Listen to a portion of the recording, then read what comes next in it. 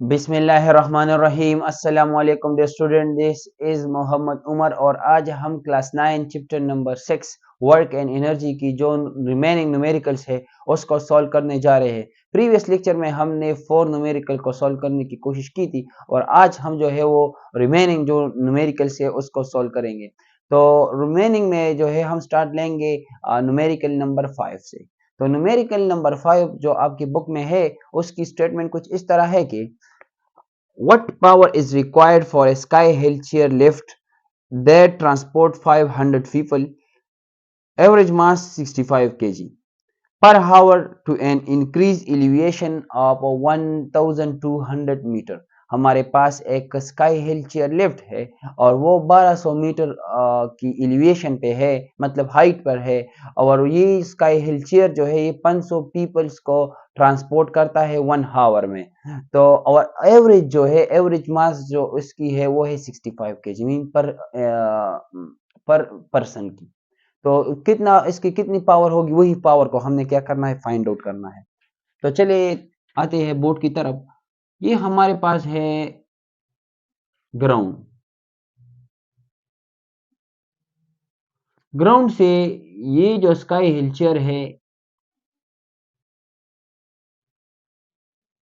ये कितनी हाइट पर है, 1200 मीटर हाइट पर, और पर हावर 1 घंटे में ये 500 पीपल को ट्रांसपोर्ट करता है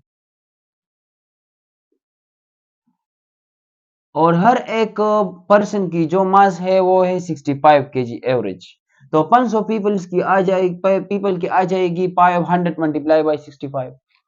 तो मास ऑफ द पीपल जो है 500 पीपल वो आ जाएगा हमारे पास 500 मल्टीप्लाई बाय 65 केजी। तो इससे हमारे पास इसको अगर हम मल्टीप्लाई करें तो इससे आ जाएगा 500 मल्टीप्लाई बाय 65। तो 0 0 5 5 25। Same is the case 0 0 6 5 30। तो इससे आ जाएगा 32,500। तो मास ऑफ दी 500 पीपल जो है वो आ जाएगा हमारे पास 32,500 केजी।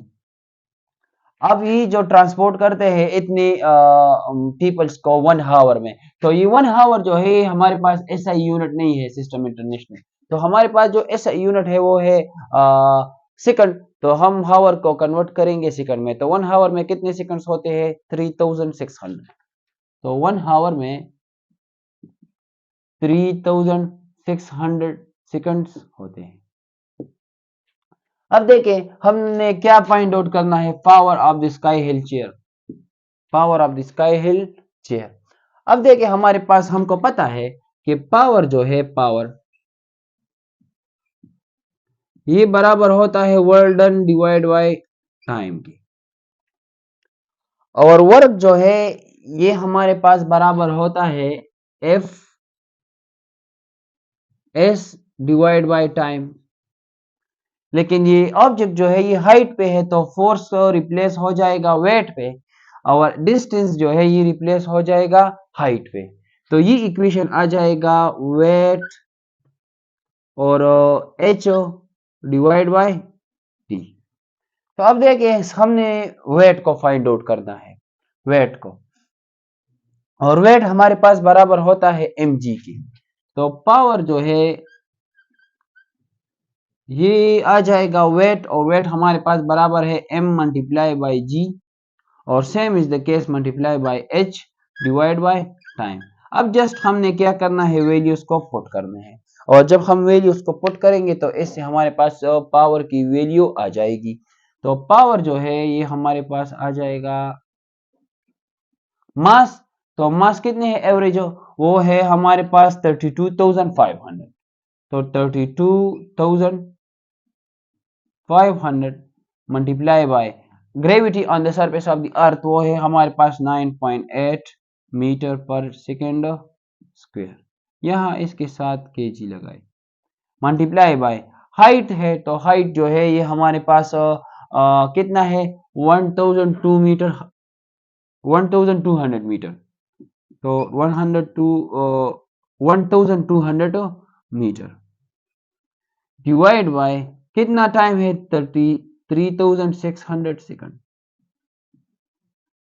तो अगर हम 32,500 को 9.8 के साथ मल्टीप्लाई करें और फिर 1200 के साथ मल्टीप्लाई करें तो इससे हमारे पास एक वैल्यू आ जाएगा, और फिर इसको 3600 पे डिवाइड करें तो इससे हमारे पास आ जाएगा पावर की वैल्यू, और वो होगा 106.2 वाट किलोवाट।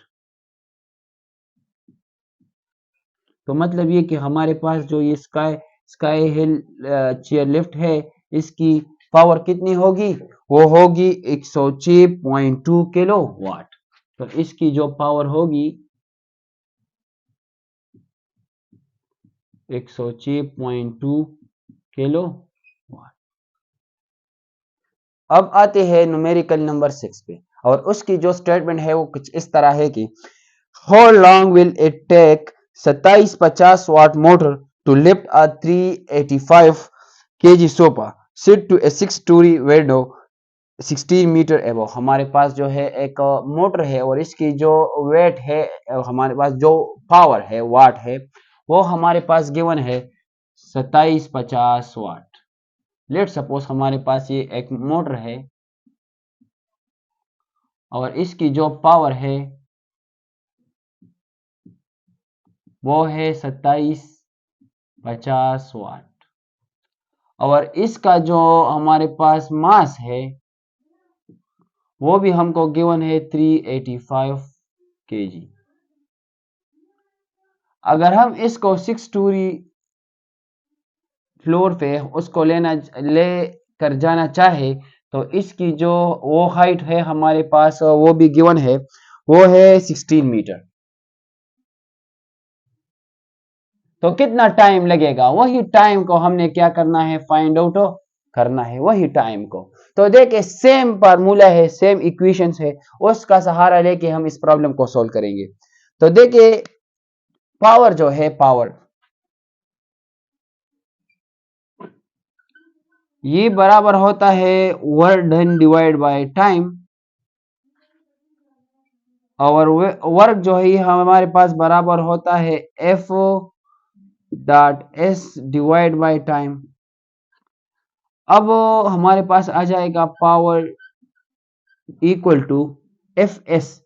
तो एफ की जगह जो कि हाइट पर है तो वेट हो जाएगा और मल्टीप्लाई बाय बेसिकली डॉट। तो अगर हम डॉट को रिप्लेस करें तो cos थीटा पैरेलल है तो ये आ जाएगा वेट एस, तो वेट एच आ जाएगा डिवाइड बाय टाइम।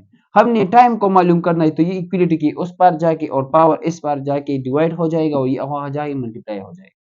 तो इससे आ जाएगा हमारे पास पावर इक्वल टू टाइम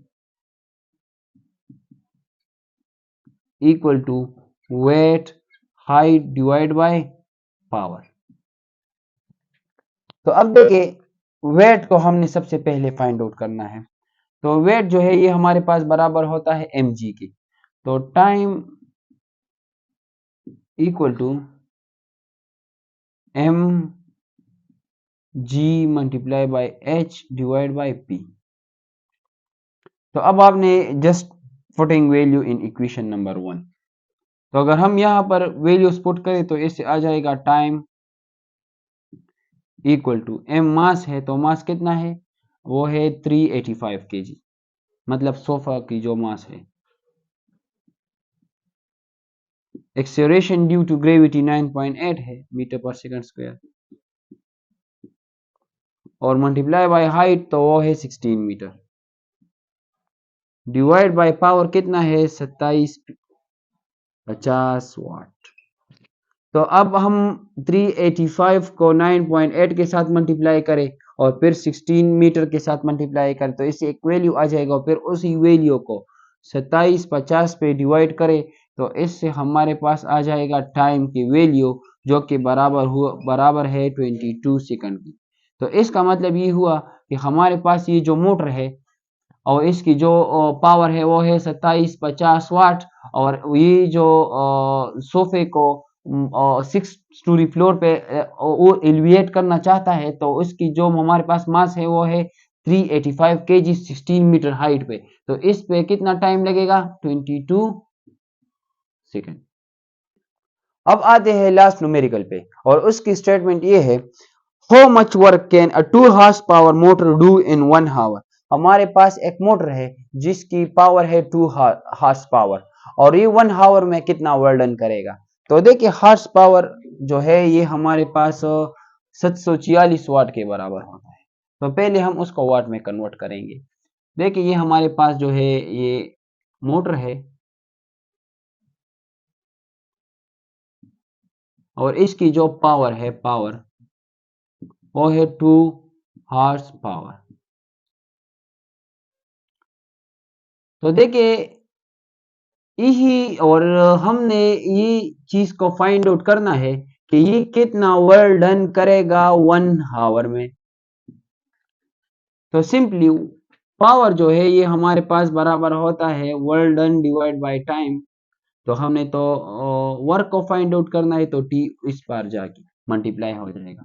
तो P multiply by T equal to power work. तो पावर जो है हमारे पास है हॉर्स पावर, तो इसी को हमने कन्वर्ट करना है वाट में। तो देखिए 1 वाट जो है 1 हॉर्स पावर जो है ये बराबर होता है 746 वाट की। तो 2 हॉर्स पावर जो है ये हमारे पास बराबर हो जाएगा 2 मल्टीप्लाई 746 वाट।